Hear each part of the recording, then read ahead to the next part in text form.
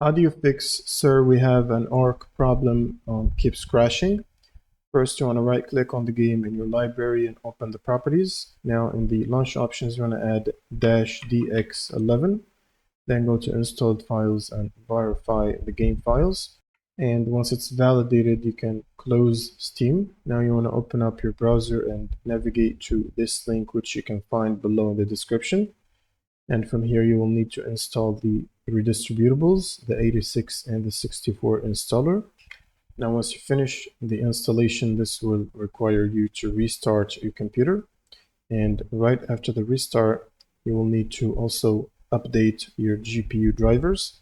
So if you're using an NVIDIA GPU, you will need this NVIDIA app. Then you can go to drivers and check for the latest available driver updates and make sure to download and install them. And once you're done, all you need to do is right click on Steam and run it as admin. And then just launch the game from your library. This should solve the crash problem. Thanks for watching and subscribe.